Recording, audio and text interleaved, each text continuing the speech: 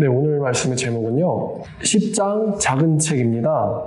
지난번에 이제 9장에서 6번째 나팔까지 우리가 이제 말씀을 나누고 10장인데, 이 10장부터 11장 13절까지는 삽입구예요. 삽입구. 이 삽입구는요, 이제 시간적인 순서랑은 상관이 없어요. 삽입구는 이제 시간적인 순서보다는 이제 문학적인 순서와 상관이 있거든요.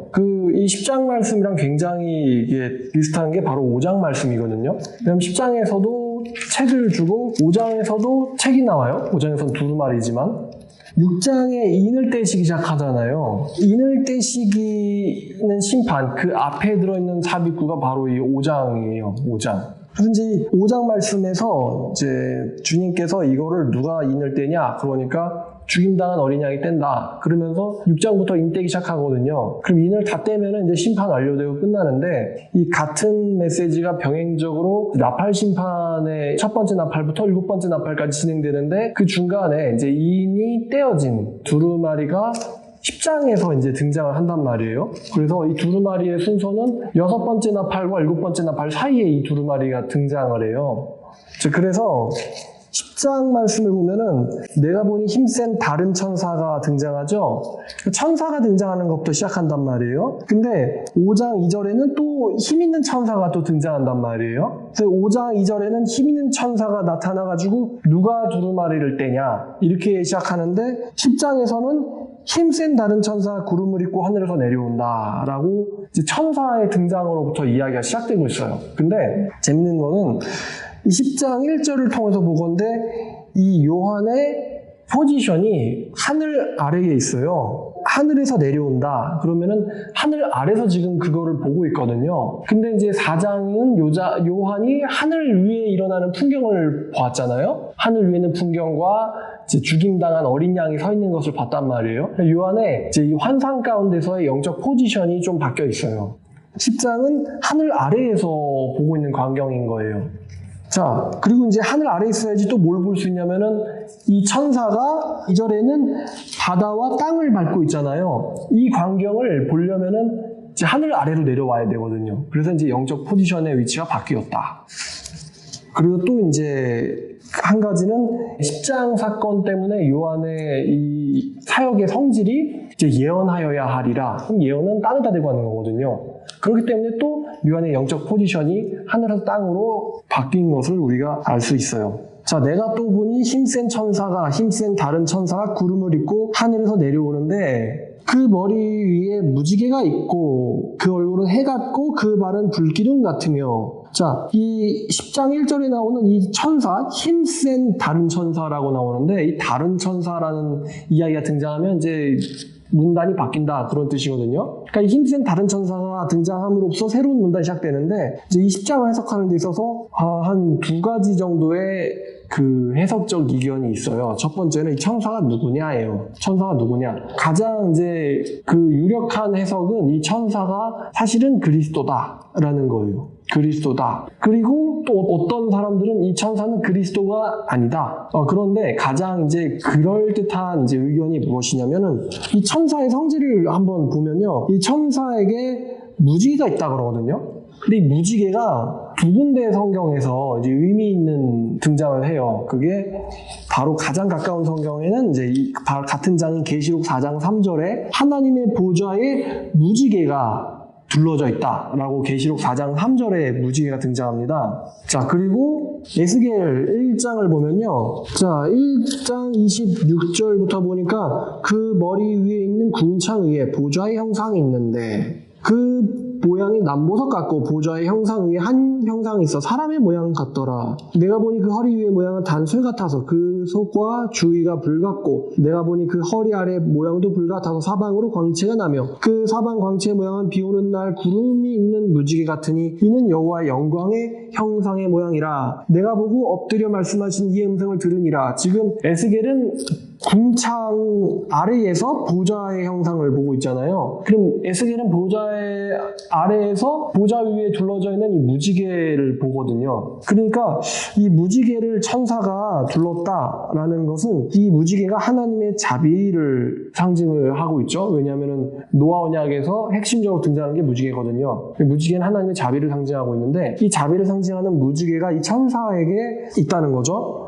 그리고 처음 등장하는 이 소스는 바로 이 구름을 입고 하늘에서 내려온다라는데, 이 구름이라는 거는 구름을 입고 하늘에서 내려온다라는 건 항상 하나님과 좀 연관이 있어요. 하나님과. 예를 들어 예수님이 마태복음에서 내가 뭐 타고 내려온다? 구름 타고 내려온다. 그다음 사도행전 1장 9절에서 예수님이 올라가니까 뭐가 가렸어요? 구름이 가렸죠. 그리고 다니엘이 환상 가운데서 7장 13절을 보니까 인자 같은 이가 구름을 타고 내려온다라는 말이 또 7장 13절에 내가 또 밤 환상 중에 보니 인자 같은 이가 하늘 구름을 타고 예적부터 항상 계신 이에게 나아가 그 앞으로 인도되매. 그리고 요한계시록 14장 14절 여기가 바로 이제 추수죠. 추수 사건인데 추수 사건에서 인자 같은 이가 구름 위에 앉아 계시죠. 그래서 구름은 항상 신성과 연결되어 있는 상징이에요. 구름은. 잠깐만 이제 딴소리를 하면은 14장 14절이 최후의 추수거든요. 그럼 여기서 인자가 추수를 하잖아요. 낫으로. 그래가지고 이제 곡식을 거둔다. 근데 14장 17절에는 다른 천사가 이제 포도를 거두거든요. 그러면 이 추수의 개념은 뭐냐면은 심판 개념이랑 관련이 돼 있고 추수꾼은 누구냐? 바로 인자란 말이에요. 근데 이제 이 개념이 마태복음 13장으로 가면은 인자가 추수꾼들을 보내가지고 이제 곡식은 곡간에 드리고 축정에는 불로 태운다. 그럼 여기서 이제 신천지는 추수꾼은 자기들이다라고 얘기하는데 14장 14절에서는 추수꾼이 인자시죠. 그러니까 역시 신천지 같은 경우는 지금 이 말씀이 지금은 추수 때가 여기서 얘기하는 추수 때는 여기서 추수를 해버리면 끝나요. 최후의 심판으로 끝나버리는데 신천지는 지들이 열심히 추수해가지고 세력 확장을 해야 된다라고 말하고 있기 때문에 결국엔 좀 14장을 모른다라고 할 수 있겠죠. 잠깐 딴소리였습니다. 자, 그래서 구름은 인자, 하군 하나님이랑 항상 연관이 되어 있어요. 그리고 무지개 설명했고 얼굴은 해 같고 이거는 1장에서 나오는 예수님의 설명에서 등장하죠. 예수님의 형상이 요한계시록 1장에서 그의 얼굴은 해가 힘있게 비치는 것 같다. 1장 16절에 해가 힘있게 비치는 것 같다는 것과 10장 1절에 그의 얼굴 해 같다라는 이미지를 가져오고 있어요. 자, 그리고 이제 그 발은 불기둥 같다. 이게요. 여러분, 그 1장에서 예수님의 발이 어땠죠? 15절 보니까 그의 발이 빛난 주석 같다 그랬거든요. 이 빛난 주석은 심판의 상징인데, 근데 여기서는 빛난 주석 같다고 얘기를 했어야 되는데 빛난 주석 같다고 얘기하지 않고 그 발은 불기둥 같다라고 얘기했어요. 그럼 이게 비유법이죠. 그럼 불기둥 같은 발 그러면은 지금 정확하게 묘사하고 있는 건 발이 아니고 다리인 거예요. 그러면 불기둥 같은 다리라고 했어야 되는데 왜 발이라고 했느냐? 이 발을 1장 15절에 주석 같은 발과 연결시키고 싶은 거예요. 지금 사도 요한이. 그런데 왜 그러면 주석 같은 발이라고 해버리지 왜 불기둥 같다라고 얘기했느냐? 그럼 불기둥과 발을 연결시키고 싶은 거예요. 지금 요한은. 그럼 여러분 불기둥은 어디서 나오죠? 가장 유명한 거는 출애굽기에서 나오죠. 출애굽기에서 나오잖아요. 그 민수기 14장 14절에서도 등장하지만 이거는 하나님의 자비를 상징을 하거든요. 하나님의 자비 혹은 인도함을 상징을 해요. 그래서 이 불기둥은 이스라엘 백성에게 있어서는 하나님의 보호를 상징하고 밤에 추위로부터 어둠으로부터 추위로부터 보호를 하죠. 그 다음에 이게 이방 애들한테서는 이건 하나님의 심판을 의미하거든요. 이중적 의미가 동시에 있는데 민수기 14장 14절을 제가 읽어볼게요. 이 땅 거주민에게 전하리이다. 주 여호와께서 이 백성 중에 계심을 그들도 들었으니 곧 주 여호와께서 대면하여 보이시며 주의 구름이 그들 위에 섰으며 주께서 낮에는 구름 기둥 가운데서 밤에는 불 기둥 가운데서 그들 앞에 행하시는 것이니이다. 그러니까 이 땅 거주민에게 전하리이다. 이게 불기둥이라는 것은 이 밤의 불기둥 잘 보일 거 아니에요. 이스라엘 백성에겐 보호요, 이방인들에겐 심판을 아주 이중적 의미를 가지고 있는데 이 보호와 심판이라는 메시지를 좀 더 강렬하게 담아오고자 불기둥 같은 발이라고 표현을 한 거예요. 요한계시록에서는. 자, 그래서 계시록 다시 10장으로 가면 2절에 그 손에는 펴놓인 작은 두루마리, 펴놓인이라는 것은 이제 펴놓여져가지고 이 펴놓인 게 지속되어 있는 상태거든요. 지금도. 그럼 펴놓이는 작은 두루마리라고 했는데 5장의 2절의 그 두루마리랑은 그 단어가 사실은 조금 달라요. 5장의 2절의 그 두루마리랑 10장 2절의 작은 두루마리 단어가 좀 다른데, 그래서 첫 번째 논의가 이 천사가 누구냐 라는 거였다면은 두 번째 논의는 5장의 두루마리와 10장의 두루마리는 같은 거냐 다른 거냐, 이게 이제 두 번째 이 10장 해석에서의 논점이에요. 그러면 이제 답은 어떻게 되느냐? 이 답은 이 10장 1절의 천사는 그리스도 본인이거나 아니면은 그리스도의 천사라는 해석이 유력해요. 그리스도의 천사. 그 사도 베드로가 잡혀갔을 때 이제 베드로가 돌아와가지고 문을 두들기죠. 그랬더니 로데라는 여자가 베드로인 줄 알고는 가가지고 이야기하니까 베드로가 나왔을 리가 없다. 사람들의 반응이 베드로가 나왔을 리가 없다. 그거는 그의 천사다. 그러니까 유대인들에게는 그 사람의 천사가 있다라고 생각했단 말이에요. 또 구약 성경을 보면은 여호와와 여호와의 천사는 사실상 거의 동일하게 여겨지고 있어요. 이게 구약 성경에 너무 많이 나오는데 창세기 16장 10절을 보면요, 여호와의 사자 이제 천사죠. 여호와의 천사가 그에게 이르되 내가 네 씨를 크게 번성하여 그 수가 많아 셀 수 없게 하리라. 그러니까 지금 천사가 말하는데 이 천사가 말하는 것과 마치 여호와가 말씀하시는 것이 거의 똑같이 여겨집니다. 창세기 22장 바로 좀 더 넘어서 22장을 보면요, 15절을 보니까 여호와의 사자가 하늘에서 아브라함을 불렀다. 사자는 또 천사잖아요. 여호와의 천사가 아브라함을 불렀는데 16절에 이르시되 여호와께서 이르시기를, 여호와의 말씀을 그대로 담아서 전언하는 거죠. 내가 나를 가리켜 맹세하노니 네가 이같이 행하여 네 아들 독자도 아끼자 했은즉 내가 내게 큰 복을 주고 내 씨가 크게 번성하여 하늘의 별과 같고 바닷가에 모래 같게 하리니 네 씨가 그 대적의 성문을 차지하리라. 네 씨로 말미암아 천하 만민이 복을 받으리니 이는 네가 나의 말을 준행하였음이니라 하셨다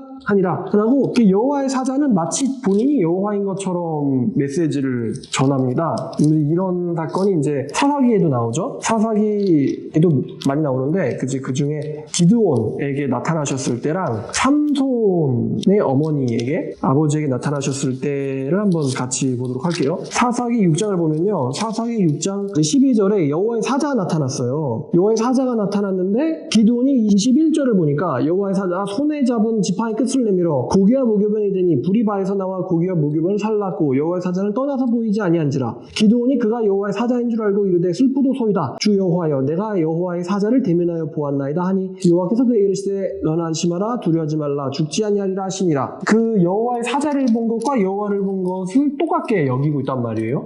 또 13장이 이제 유명한 사건이죠. 13장 3절에 여호와의 사자가 그 여인에게 나타났습니다. 마누아라고 하는 사람과 그의 아내에게 나타나셨는데 처음에 이제 사람인 줄 알았어요. 근데 이제 나실인에 대해서 날 것을 얘기하죠. 그래서 이제 또 대접을 하려고 그래요. 15절에 마누아가 여호와의 사자에게 말하되 구하옵나니 당신은 우리에게 머물러서 우리가 당신을 위하여 염소 새끼 하나를 준비하게 하소서 하니 여호와의 사자가 마누아에게 이르되 네가 비록 나를 머물게 하나 내가 네 음식을 먹지 아니하리라. 번제를 준비하려거든 마땅히 여호와께 드릴지니라 하니 이는 그가 여호와의 사자인 줄을 마누아가 알지 못함이었더라. 17절에 마누아가 또 여호와의 사자에게 말하되 당신의 이름이 무엇입니까? 당신의 말씀이 이루어질 때에 우리가 당신을 존귀히 여기리라 하니 여호와의 사자가 그에게 이르되 어찌하여 내 이름을 묻느냐? 내 이름은 기묘자라 하니라. 이에 마누아가 염소 새끼를 소재물을 가져다가 바위에서 여호와께 드리매 이적이 일어난지라. 마누아와 그의 아내가 본즉 불꽃이 제단으로부터 하늘로 올라가는 동시에 여호와의 사자가 제단 불꽃에 휩싸여 올라간지라. 마누아와 그의 아내가 그것을 보고 그들의 얼굴을 땅에 대고 엎드리니라. 여호와의 사자가 마누아와 그의 아내에게 다시 나타나지 아니하니 마누아가 그제야 그가 여호와의 사자인 줄 알고 그의 아내에게 이르되 우리가 하나님을 보았으니 반드시 죽으리로다. 여호와의 사자와 여호와를 동일하게 여긴단 말이에요. 이런 용법이 구약 성경에서 자꾸만 반복해서 나타나요. 그래서 이 요한계시록 10장에 힘 있는 다른 천사가 누구냐? 그리스도 본인이거나 혹은 그리스도의 천사일 거다라는 해석인데 둘 사이에 어떤 유의미한 차이가 있는지는 모르겠어요. 이제 중요한 것은 이 천사가 그리스도와 매우 밀접하다는 거죠. 그리스도와 매우 밀접한 어떤 신성한 존재라는 거예요. 자, 그 손에는 펴놓인 작은 두루마리를 들고 그 오른발은 바다를 밟고 그 왼발은 땅을 밟고. 자, 여러분 요한계시록을 읽을 때 바다와 땅이 어떤 존재인지 여러분 느낌이 오시죠? 바다와 땅은 전부 다 사탄의 지배령을 의미하죠. 땅에 사는 자들, 바다에서 올라온 한 짐승, 또 바다에 속한 자들, 바다에게 심판이 떨어짐에 이런 이미지가 땅과 바다는 심판의 대상이 되거든요. 근데 여호와의 사자가 땅과 바다, 여호와의 천사가 땅과 바다를 밟고 있다는 것은 결국에는 사탄 지배령인 땅과 바다도 누구의 심판권 아래에 들어있다는 거예요? 최종적으로는 예수님의 심판권 아래에 들어있다라는 것을 우리에게 보여주고 있습니다. 한 발에는 땅을, 한 발에는 바다를 밟고 있다는 것은 보통 피조 세계에 속한 존재는 아니라는 거겠죠. 심판의 권세가 있다는 거예요. 그래서 이제 그 천사가 3절에 사자가 부르짖는 것 같이라는 것은 천사가 외친다라는 것은 이제 엄청난 힘을 상징을 하는데 여기서 사자가 부르짖는 것 같이라고 하면은 그 큰 소리 중에서도 훨씬 더 힘 있는 소리거든요. 그리고 특히 이 사자는 계시록에서는 예수님을 상징하죠. 유다 지파의 사자, 다윗의 뿌리가 이겼으니. 사자는 예수님을 상징을 하는데 사자처럼 부르짖으니 그가 외칠 때 뭐가 바라냐면은 7우레가 바랍니다. 7우레. 재밌는 게 우레의 소리가 들리는 게 아니고 우레가 말을 한대요. 7우레가 말을 한다. 그 우레가 말을 할 때에 내가 기록하려고 하다가 곧 들으니 지금 이거 보면은 사도 요한은 환상을 들으면서 라이브로 지금 기록을 하고 있다는 것을 우리가 여기서 알 수 있어요. 우리가 말하는 메시지도 기록하려고 했더니만 하늘에서 소리가 나서 말하기를 7우레가 말한 것을 인봉하고 기록하지 말라라고 얘기했다는 것은 하늘에서 나는 소리가 가장 권세가 높죠. 하늘에서 난 소리가. 그래서 인봉하고 기록하지 말라라고 하는 것은 이게 먼저 이제 우레소리에 대한 해석을 해야겠죠. 이 7우레라는 건요, 어디서 이게 온 것으로 여겨지냐면 바로 시편이에요. 시편 29편에서 온 것으로 여겨지는데 3절에 여호와의 소리가 물 위에 있도다. 영광의 하나님이 우레소리를 내시니 여호와는 많은 물 위에 계시도다. 자, 하나님께서 어떤 소리를 내세요? 우레소리를 내신다라고 시편 29장 3절을 얘기합니다. 지금 여기 보면은 우레소리가 심판이라는 모티브를 갖고 있어요. 여기 등장하는 시편 29편의 소리라는 단어들이. 그러면 여기서 왔다고 했을 때 우레소리가 마찬가지로 뭘 의미하냐면은 심판을 의미하고 있다라고 여겨져요. 근데 우레소리의 메시지를 요한이 기록하려고 했는데 하나님께서 이렇게 말씀하셨죠. 우레가 말한 것을 인봉하고 기록하지 마라. 여기에 대해서 학자들이 또 이런 게 있으면 또 재미있게 토론을 하는 거죠. 그러면 도대체 왜 인봉하라고 했을까? 그리고 도대체 소리의 내용은 무엇일까? 이런 논의가 있는데 재밌는 건요. 이 7우레도 그 나팔 대접 7대 심판의 3중 이거의 또 다른 형태의 7대 심판이라는 해석이 있어요. 7우레도 7대 심판을 의미한다.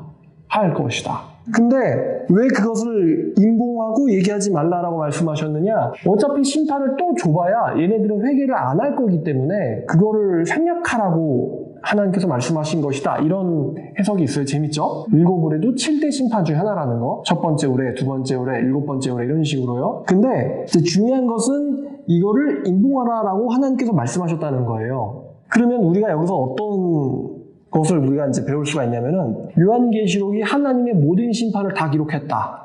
맞는 걸까요? 틀린 걸까요? 틀리죠. 그러니까 요한계시록은 분명히 하나님의 심판을 기록하고 있는데 하나님의 모든 심판을 기록하지는 않았다라는 거예요. 사도 바울이 3000층에 올라가서 들었던 것은 이 세상에 알려지도록 허락되지 않은 정보였어요. 그러니까 바울만 알되 이 세상에 있는 심지어는 교회에게조차도 알려져서는 안 되는 정보였어요. 그래서 사도 바울이 그것을 허락되지 않은 표현할 수 없는 것들을 들었다라고 말합니다. 본인은 알죠? 하지만 말을 할 수는 없어요. 근데 마찬가지로 사도 요한도 본인은 들었어요. 그런데 심지어는 교회에게조차도 알려지지 아니하게 한 어떤 심판의 메시지가 있다는 거예요. 그럼 여기서 또 우리가 겸손의 해석학을 필요로 한다는 거죠. 겸손의 해석학. 그러니까 우리가 요한계시록을 배웠다고 해서 모든 걸 다 안다 이렇게 말할 수가 없고 정말 요한계시록을 100% 해석할 줄 아는 사람이 있다 할지라도 그가 하나님의 심판을 100% 안다라고 할 수는 없단 말이에요. 왜냐하면 인봉하고 기록하지 마라. 궁금하죠? 7우레가 뭔지? 제가 또 잠깐 또 딴 소리 조금 하면요. 안상홍 씨가 본인이 일곱의뢰 개봉이라는 글을 씁니다. 제목으로 일곱의뢰를 개봉한다. 그러면 이제 좀 재밌죠? 아니 본인이 도대체 누군데 사도 요한조차도 임봉하고 기록되지 말라라고 말씀하신 것을 본인은 알고 있는가? 자, 안상홍 씨는 마태복음 12장에 안식을 범하여도 죄가 되지 않음이라는 이 문장, 안식을 범하여도 죄가 없음, 이 세 구조, 안식을 범하여도 죄가 없음, 요거를 해석할 줄 알아요, 몰라요? 모른단 말이에요, 안상홍 씨는. 그래서 예수님이 안식일을 어긴 적이 없다라는 교리를 믿고 있단 말이에요. 근데 그런 세 단어도 해석이 안 되는데 본인이 일곱의뢰를 개봉했다, 이렇게 얘기하니까 사실은 거짓말쟁이 아닌가요?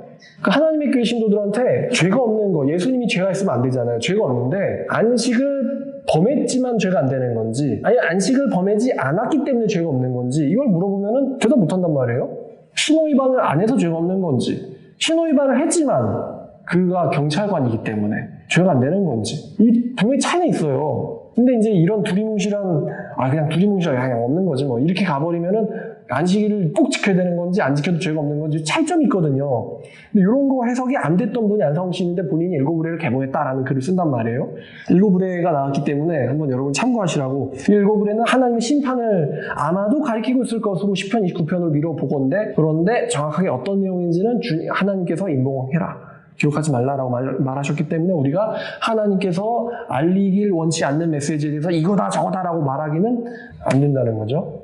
자, 그리고 5절에 내가 본 바 바다와 땅을 밟고 서 있는 천사가 하늘을 향하여 오른손을 들고 세세토록 살아계신 이곳 하늘과 그 가운데에 있는 물건과 땅과 그 가운데 있는 물건이며 바다와 그 가운데 있는 물건을 창조하신 이를 가리켜서 맹세하여 이르되 지체하지 않겠다라고 말씀하셨거든요. 지체하지 않겠다. 그리고 일곱째 천사, 이제 11장 15절이잖아요. 일곱째 천사가 소리내는 날, 그의 나팔을 불려고 할 때에 하나님이 그의 종 선지자들에게 전하신 복음과 같이 하나님의 그 비밀이 이루어지리라, 이렇게 말씀하셨단 말이에요. 여기서는 하나님께서 그 비밀을 오픈하겠다는 거예요. 일곱째 나팔을 불기 전에 오픈하겠다. 이거는 우리가 잘 알고 있는 구절인데 아모스 3장 7절 말씀을 가져와야 돼요. 아모스 3장 7절에 여호와께서는 반드시 3장 7절 주 여호와께서 자기의 비밀을 그 종 선지자에게 보이지 아니하시고는 결코 행하심이 없으시리라. 그러니까 하나님께서는 행하시기 전에 그 자기의 비밀을 선지자들에게 반드시 보여주신다. 먼저 보여주시고 그 다음에 행하신다라는 거예요. 먼저 선지자들에게 보여주시고 그 다음에 행하신다. 8절 사자가 부르짖은즉 누가 두려워하지 않겠느냐, 여호와께서 말씀하신즉 누가 예언하지 않겠느냐. 자, 천사가 큰 소리를 뭐처럼 부르짖죠? 사자처럼.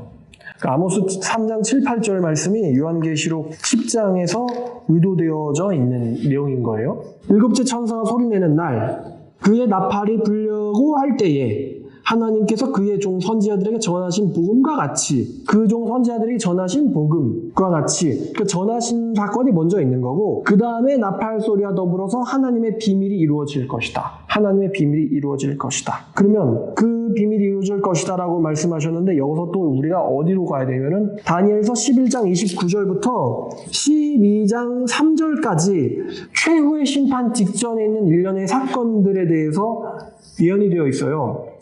근데 다니엘이 이제 3절에 보니까요, 다니엘아 마지막 때까지 이 말을 간수하고 이 글을 부감하라. 많은 사람이 빨리 왕래하며 지식이 더하리라. 8절에 내가 듣고도 깨닫지 못한지라 내가 이르되 내 주여 이 모든 일의 결국은 어떻겠습니까? 라고 하니 9절에 그가 이르되 다니엘아 갈지어다. 이 말은 마지막 때까지 간수하고 부감할 것임이니라. 다니엘한테도 큰 계시들을 주시고는 최후의 시대에, 그러니까 최후의 환난날 직전에 일어날 어떤 심판들에 대해서 예언을 주시고는 다니엘이 물어보니까 쉽게 말하면은 갈 길 가세요. 근데 여기서는 이제 좋은 의미죠. 그래서 갈지어다라는 것은 이제 당연하겠지만 좀 사라져, 이런 의미는 아니죠. 귀찮게 하지 말고 사라져가 아니고 너는 너의 길을 가라. 이 말은 너랑은 상관이 없고 마지막 때까지 간수되고 봉함할 메시지다. 그러니까 다니엘서는요, 마치 구약시대 사람들한테는 이게 재밌어요. 구약시대 사람들한테 바로 요한계시록인 거예요. 다니엘이. 구약시대 사람들한테 마치 요한계시록인 거예요. 그럼 신약시대 사람들한테 요한계시록 있잖아요. 뭐예요? 동함하고 말하지 마. 근데 다니엘한테는 동함하고 말하지 마라고 했던 것이 사도 요한에 의해서 계시가 되고 있어요. 그종 선지자들에게 속히 될 일을 알게 하려고 보내신 게 바로 이 요한계시록이거든요. 천사를 보내서 알게 하신 거. 근데 이 끄트머리에 있는 계시는 또 감춰놨단 말이에요. 일부분에는. 재밌죠? 다니엘한테는 야 감춰놨어. 이거 우리한테 보여주시고 이렇게 하신단 말이에요. 그래서 이 12장, 다니엘서 12장 해석과 요한계시록의 해석은 사실 같은 맥락 안에 있단 말이에요. 같은 맥락 안에. 자, 그래서 선지자들한테 전하신 복음을 먼저 선언하시고 그 다음에 7번째 천사가 소리를 낼 것이다. 그럼 7번째 나팔, 마지막 나팔이죠. 마지막 나팔 소리 나면은 끝나는 건데 그 비밀이 이루어지리라. 하나님의 그 비밀. 하나님의 그 비밀. 하나님의 그 비밀. 그러니까 그 비밀이 아모스에서도 나왔지만 그 비밀을 하나님께서 누구한테 보이십니까? 자기의 종 선지자들. 그래서 다니엘 12장에도 지혜 있는 자들은 깨달을 거다라고 말씀하셨는데 여기서 지혜라는 것은 잠언이 말하듯 여호와를 경외할 줄 아는을 의미하겠죠. 그래서 요한계시록 10장의 이 비밀 8절 계속 이어서 보면요. 하늘에서 나서 내게 들리던 음성께서 내게 말씀하시기를 이르되 네가 가서 바다와 땅을 밟고 있는 천사의 손에 펴놓인 두루마리를 가져라. 이 두루마리를 가지라 하기로 내가 천사에게 나가 작은 두루마리를 달라 한즉 천사가 이르되 갖다 먹어버리라. 주세요. 갖다 먹어버리라. 네 입에는 쓰나 네 입에는 꿀같이 달리라. 하거늘 내가 천사의 손에서 작은 두루마리를 갖다 먹어버리니 내 입에는 꿀같이 다나 먹은 후에는 내 배에서 쓰게 되더라. 자, 그러면 아까 이제 언급한 건데 5장에 그 아무도 못 보는 책 있잖아요. 어린 양 외에는 뗄 수 없는 그 책. 단어도 조금 다르다고 했어요. 그럼 그 책과 이 책은 어떤 상관이 있냐? 역시 비슷하게도 학자들끼리 같은 책이다 하고 다른 책이다 의견이 있지만 거의 이제 일치하는 것은 이 책은 동일한 책이거나 거의 유사한 책이란 말이에요. 7인으로 봉인된 어린 양의 책은 하나님의 심판의 전체를 기록을 하고 있어요. 7인으로 봉인한 책은. 근데 이 7인이 떼어졌잖아요. 어린 양에 의해서. 7인이 어린 양에서 떼어졌단 말이에요. 그러면 이제 다 뗐는데 7이 다 뗐는데 그럼 그 뒤로 이 책이 사라져버리잖아요. 여기서 안 나오는 게 아니라 10장에서 또 등장한 거예요. 펴져 있는 상태로 또 등장하는 거예요. 5장에서 인땜, 이제 6장부터죠. 인땜을 당한 책이 10장에서 또 등장하는 거예요. 근데 여기서는 약간 다른 단어를 써서 그 두루마리가 아니라 작은 두루마리, 그러니까 작은 책, 작은 두루마리를 외웠단 말이에요. 그러면 이 왜 약간 다른 단어를 썼을까? 어린 양의 책의 전체 내용을 담고 있지는 않지만 그 중에 일부가 사도 요한에게 허락이 된 거예요. 그러니까 같은 책이라고도 볼 수 있고 다른 책이라도 볼 수 있는 거예요. 심판에 대한 이야기, 구원에 대한 이야기, 주원이라는 회개죠. 심판에 대한 이야기, 회개에 대한 이야기. 그 책의 일부가 사도 요한에게 주어진 거예요. 허락된 거예요. 그래서 다른 작은 책, 작은 두루마리. 그 작은 두루마리라 함은 큰 두루마리를 갖고 있는 내용의 일부라는 얘기하거든요. 일부. 그걸 먹어라.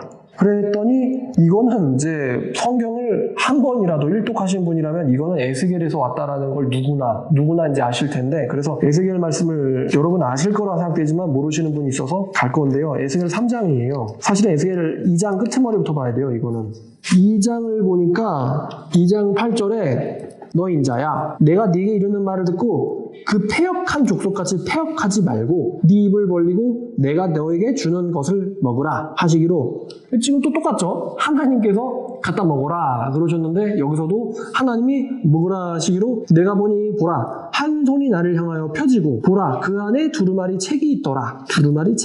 한 손이 나를 향하여 펴지고 마치 그 한 손은 계시록 10장의 천사의 손 같죠?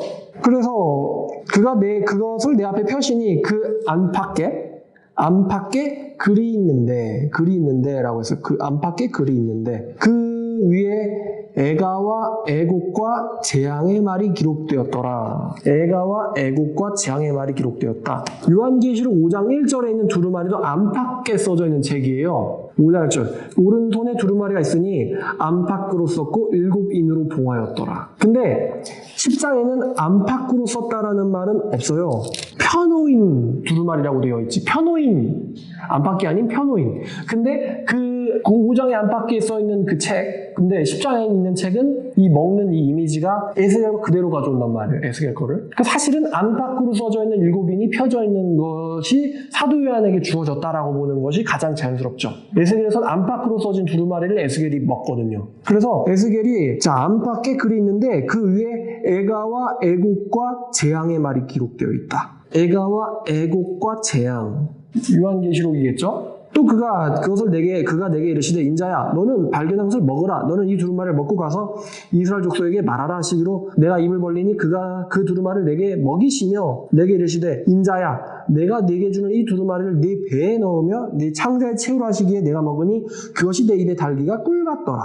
그가 또 내게 이르시되 인자야 이스라엘 족속에게 가서 내 말로 그들에게 고해라. 5절에 내가 너를 언어가 다르거나 말이 어려운 백성에게 보내는 것이 아니요 이스라엘 족속에게 보내는 것이라 이렇게 말씀을 하십니다. 자, 근데 10장에서는 10장 10절에 내가 천사의 손에서 작은 두루마리를 갖다 먹어버리니 내 입에는 꿀같이 다는데 먹은 후에는 내 입에서 쓰게 되더라.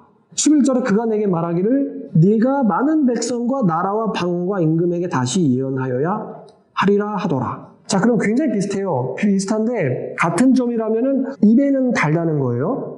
입에는 달다. 근데 에스겔에는 배에는 쓰다는 말은 없어요. 배에는 쓰다는 건 요한계시록에만 있어요. 배에는 쓰다.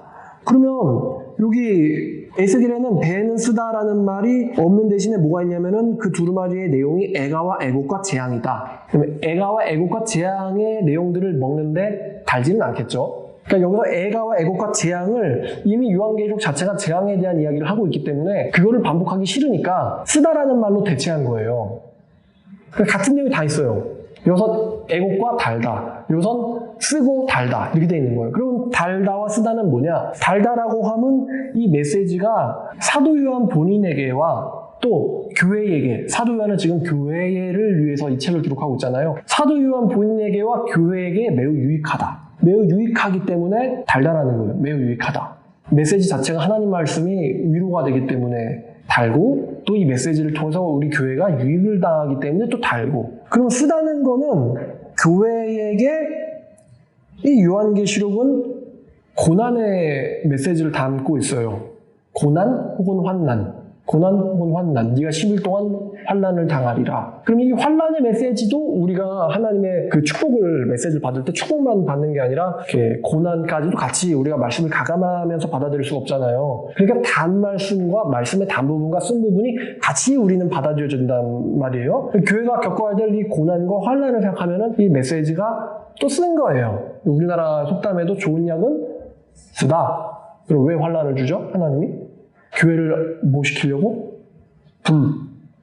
불이잖아 하나님이. 왜 불을 통과시키죠? 교회를? 고린도전서 3장에서도 나오지만 왜 불을 통과시키죠? 그 이유는 정결케 하려고. 타버릴 것들은 가지고 들어가지 마. 이런 이야기거든요. 타버릴 것들, 네 욕심, 너의 것들, 너의 탐욕들, 너의 우상들, 탈 것들이니까 가져가지 마. 가져오지 마. 불로 타지 않을 것들만 가져와. 그래서 이 고난은 성도들에게 영적인 순결함, 순수함을 연단시킨단 말이에요. 고난의 영광로에서 내가 너를 선택했다. 자, 그리고 에스겔에 있는 내용을 좀 가져오면은 에스겔에 있는 예언의 말씀이 애가와 애곡과 뭐였죠? 마지막이 재앙. 재앙의 메시지.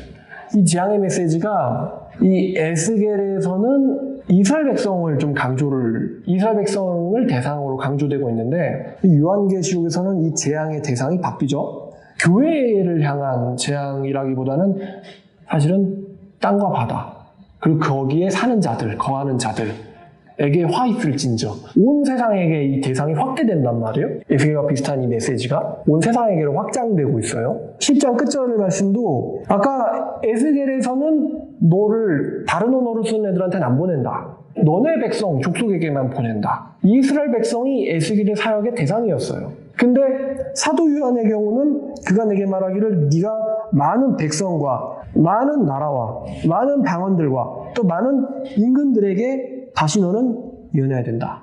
이 얘기는 사도 요한의 이제 차이점이라는 것은 에스겔은 그 민족에게 보냄받았지만 사도 요한은 임금들, 여러분 요한계시록에서 임금들 하면요 좋은 단어는 거의 안 나와요. 좋은 단어는 거의 안 나오고 대부분 심판의 대상이에요. 심판의 대상. 그러니까 쉽게 말하면은 임금들에게 너는 심판을 선고해라. 심판을 선언해라. 이렇게 지금 말씀하고 계신 거예요. 너는 많은 백성과 나라와 방언과 임금에게 다시 예언해야 할지니라. 그럼 이 메시지, 임금에게 하는 메시지는 심판이거든요. 그러니까 지금 이 요한계시록이 지금 우리가 1장부터 쭉 봐왔는데 10장에서 어떤 갈림 분기점인 거예요. 그러니까 10장 전까지는 하나님이 야, 좀 회개 좀 할래? 라는 회개의 요청이 강했어요.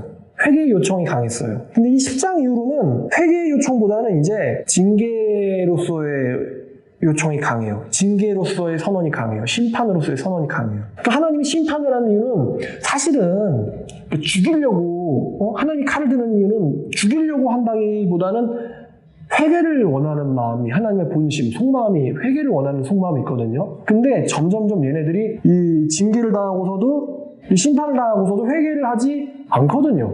우리가 저번에 봤는데 얘네들이 그 9장 20절에 그 황충재앙, 그 다음에 이어서 이제 마병대 2만만, 이 재앙 당하고 회개를 해야 되는데 회개를 안 하죠.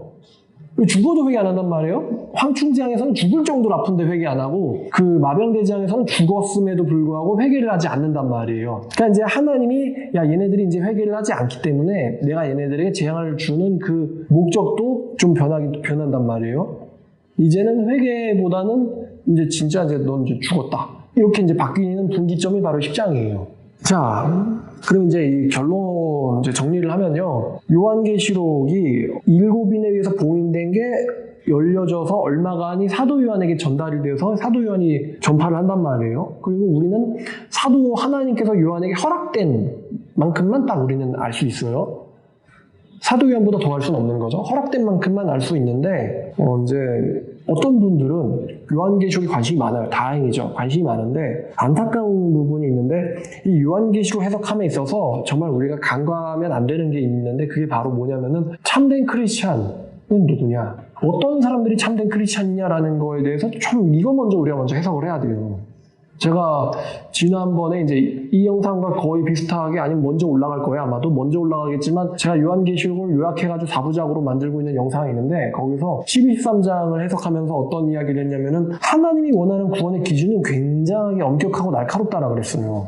엄격하고 날카롭다. 그러면 우리가 요한계시록 해석하는 데 있어서 우리가 요한계시록 해석 다 해놓고서는 지옥 가면은 진짜 멍청이잖아요. 요한계시록 해석을 다 해놓고는 지옥 가. 멍청이잖아요. 멍청한 일이거든요, 이거는. 가장 심판이 뭐예요? 육륜이 뭔가요? 이런 것보다도 훨씬 더 중요한 게 있는데, 나는 새 예루살렘, 천국에 들어갈 수 있을까요? 천국 들어가는 사람들의 기준은 뭘까요? 교회 다니면 다 천국 가는 건가요? 이런 내용들에 대해서 우리는 먼저 거기에 대해서 기준이 있어야 되거든요. 이거는 감춰진 계시가 아니에요. 구원 문제는 감춰진 계시가 아니에요. 구원 문제가 만약에 감춰졌다 그러면은 이건 불공평하죠. 다른 건 몰라도 구원 문제만큼은 확실하단 말이에요. 아무리 교황 녀석이 예수 안 믿어 천국 가라고 얘기할지라도, 아무리 김수환 추기경이 착하게만 살면 예수 없어 천국 가라고 할지라도, 아무리 엉뚱한 목사가 지옥은 없어 라고 설교할지라도, 천국 지옥은 분명히 있고 구원 문제만큼은 확실하거든요.